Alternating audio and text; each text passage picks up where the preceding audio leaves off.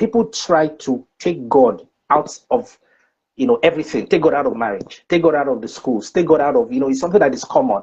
And if you study history, nations that have, that were world powers that fell, that were empires and fell, go and check it. And, we have those that we call world powers today, but go and check history. The ones that got into a place of prominence, and then they began to do things that were literally anti-God and began to exclude, God from whatever successes they had built. It was only a matter of time they came crumbling, which is very important. So let nobody deceive you. You say, oh, he's an awesome guy. I have never met anyone like this. Everybody is only as awesome as they receive strength from God. That's the honest truth. And so you want to be with someone that fears God, genuinely fears God. And I know what I'm saying.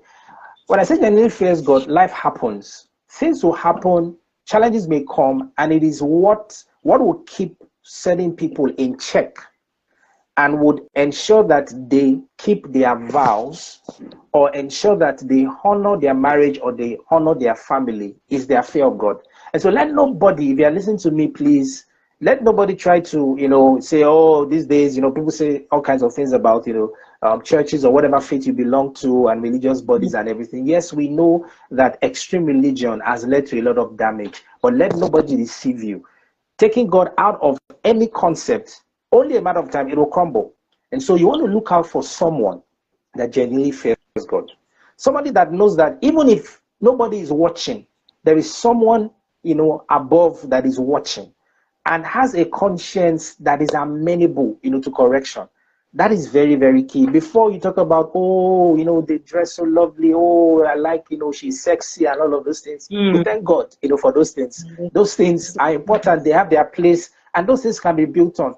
But if somebody by default has no regard for God, and when I say regard for God, how do you know if somebody has regard for God? Because the concept of God sometimes can be confusing to people because someone says, oh, we don't see God. No, it's not hard. How do they treat people?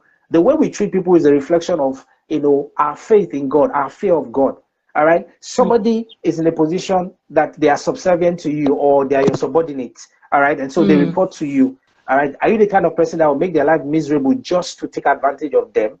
Anyone that would do that doesn't fear God or doesn't even believe in God. Because when you believe in God, it means that you recognize that there is someone above you. No matter how high you rise, no matter how wealthy you become, no matter how powerful or how famous you become, because things like wealth and money actually changes in quotes, reveals certain things, certain weaknesses in certain people. And so you want to be with someone that is doesn't take advantage of other people, speaks well of other people, doesn't always put people down. Those are the ways you would know if somebody fears God.